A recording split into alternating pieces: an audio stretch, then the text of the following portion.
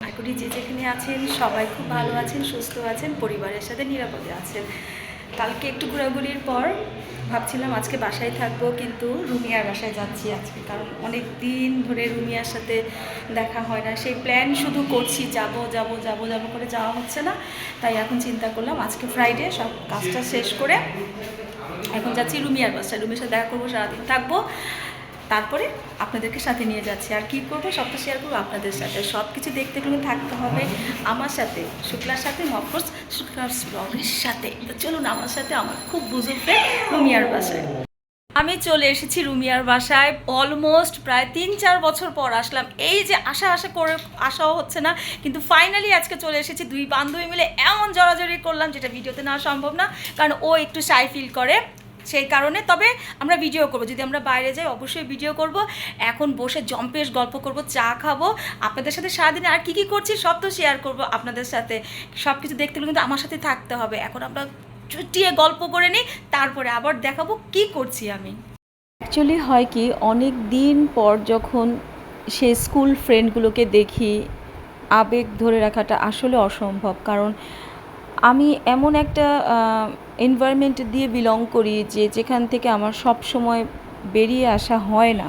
আমার পরিবেশ পরিস্থিতি অনেকটাই আমার ফেভারে থাকে না। তো যখনই ওদের সাথে দেখা হয় এতটা আবেগ আপ্লুত হয়ে যাই আমি যে আই কুডন্ট কন্ট্রোল মাইসেলফ। এটা একদম সত্যি বলতে হয়। আমি রুমিয়ার বাসায় এতদিন পর গেলাম, ও যে কী রেখে কী করবে আমার জন্য।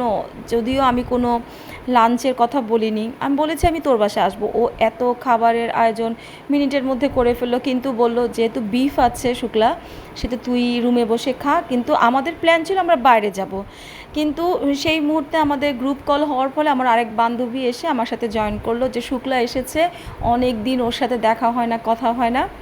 সেজন্য ও ক্যান্টনমেন্ট থেকে চলে আসলো। ওর জন্য অপেক্ষা করতে করতে আমরা বাসায় খাওয়া দাওয়া করলাম। ও ভালোবাসা নিয়ে আমাকে যা দিয়েছে আমার কাছে অমৃতর মতো মনে হলো। এই ব্যাপারটা না আমার স্বপ্নার বাসায় গেলে কেন যেন হয়, যে আমি যেটাই স্বপ্ন আমাকে দিচ্ছে আমি এত তৃপ্তি নিয়ে খাই, এত মনে একটা আনন্দ নিয়ে খাই। অ্যাকচুয়ালি আমার লাইফে অনেক, আচ্ছা সেসব না হয় নাই বলি। তারপরে রুমানা আসলো পর আমরা ভাত টাত খেয়ে চা খেলাম। চা খেতে খেতে কত দিনের কত গল্প যে ছিল জমানো, একের পর এক গল্প করেই যাচ্ছি। আমাকে রুমিয়া একটা কোয়ার্স গিফট করলো, যে ঈদে যেহেতু আমি ওদের সাথে মিট করতে পারিনি, দুটোর একটার ঈদেও ও আমার জন্য কিনে রেখেছিল, সেইটা আমাকে দিল। বলল তুই পরে দেখ, যদি তোর না হয় আমি সেটা আবার রিটার্ন করব। তারপর জামাটা পরে, কোর্সটা পরে একটু ভিডিও করলাম, ওদেরকেও নিলাম।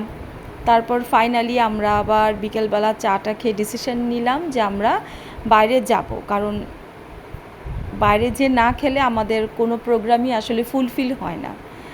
আর এমন কিছু কথা থাকে যেগুলো শুধু ফ্রেন্ডদের মাধ্যমে শেয়ার করলে কিছুটা সলিউশন আসা যায়, যেটা অন্য কারোর সাথে হয় না।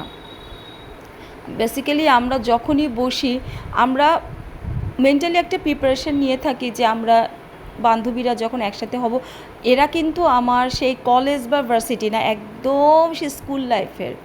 আমার আরেকটা ফ্রেন্ডও ছিল সে স্কুলের, সে এখন কলকাতায় থাকে, কিন্তু ওদের সাথে আমার এতটাই সম্পর্ক ভালো, এতটাই আমরা ক্লোজ যে আমি যদি কখনো না যাই ওরা খুব মিস করে।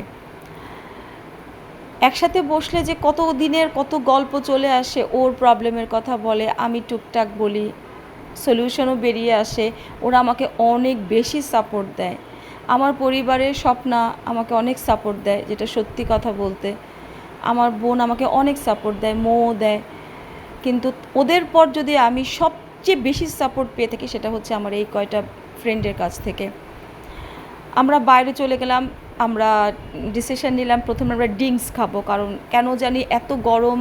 ওর বাসা থেকে বেরোনোর পর বেশি গরম লাগে, সারাদিন এসিতে থাকার পর যখন বাইরে বেরিয়েছি ওয়েদারটা মোটামুটি থাকলেও কিন্তু একটা গরমের একটা যে ওয়েদারটা ছিল, আবহাওয়াটা ছিল, খুবই খারাপ লাগছিল। আমরা ড্রিঙ্কস খেলাম, তিনজন দাঁড়িয়ে একসাথে গল্প করলাম, হাঁটলাম। হাঁটতে হাঁটতে বললাম যে আগে, যেহেতু ওর রুমানার জন্য ওয়েট করতে করতে আমাদের লাঞ্চটাও দেরি হয়ে গিয়েছিল, সেই জন্য বসে বসেই গল্প করছিলাম, সে একটু হাঁটাহাঁটি করা দরকার। তারপর আমরা চলে গেলাম একটা নেপালি একটা রেস্টুরেন্টে। খাবারটা সত্যি খুবই ভালো ছিল।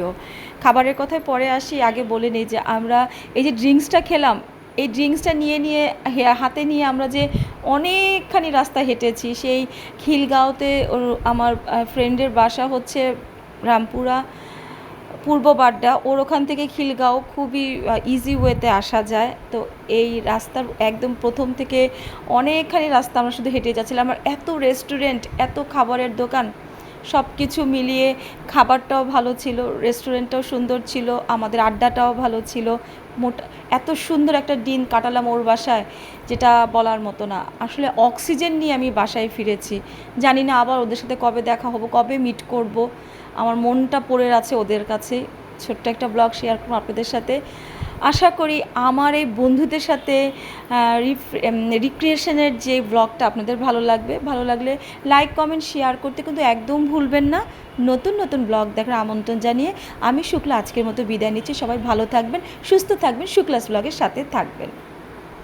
শেষে ছোট্ট একটা কথা বলে রাখি, নিজেকে ভালো লাগার জন্য, ভালো রাখার জন্য বেরিয়ে পড়বেন মাঝে মাঝে নিজের মতো করে। দেখবেন সব কিছু ভালো লাগবে, সব কিছু সুন্দর লাগবে। জীবন তো একটাই, তাই না?